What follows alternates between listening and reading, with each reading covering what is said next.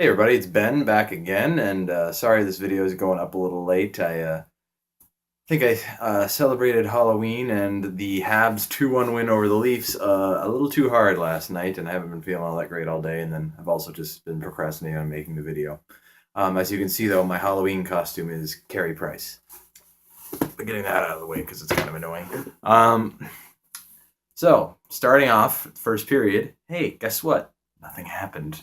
I shouldn't say nothing. There was plenty of shots and there was plenty of offensive activity, but still no goals. This is getting odd. There hasn't been a first period goal. I don't know how many games it's been since there's been a first period goal for the Habs, but it's starting to get weird. One thing I did notice is the fourth game in 6 nights last night for the Habs, and it was definitely starting to show with a young, fast Toronto team kind of starting to skate circles around them.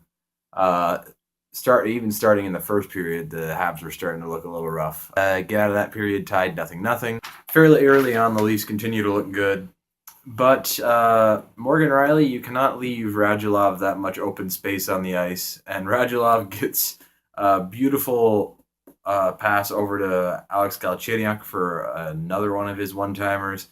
Habs get the go-ahead goal, 1-0. Later on in the period, it looks like William Nylander's about to tie up the game as he's streaking in on a breakaway on Carey Price. But Price slams the door on that with one of the nicest glove saves I've ever seen. He wasn't even really he didn't even catch it. He just redirected it away from the net. But the fact that he actually got a piece of it, I just still find insane. So the Habs make it out of the second up 1-0 after being outplayed for a good chunk of the game. But we go into the third, and pretty early on, Radulov takes a penalty, and Nazem Kadri gets the goal to tie it up 1-1 with a redirection on the play, which seems to be the last few games. It's one of the only ways people have been getting goals on Carey is redirections or tip-ins. There hasn't been many other ways that people have been scoring on him.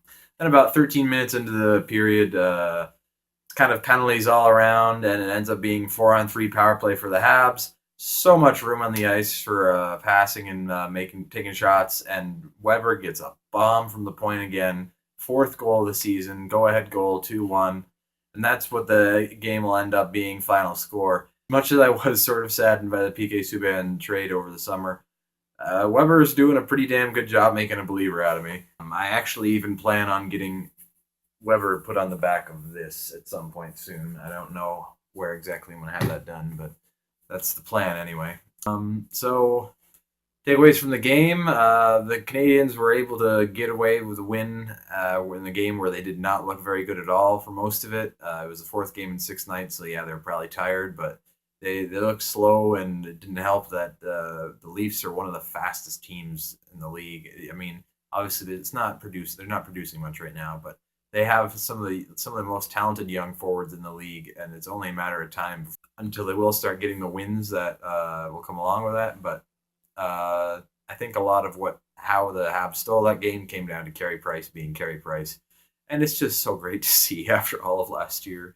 It's I was reading an article, I don't know who it was, but Torrey Mitchell even said in an interview, I think Eric Engels wrote something on it, that even sometimes on the bench, even the players will just laugh when Price makes certain saves that he makes impossible saves look easy, and it's just so much fun to watch.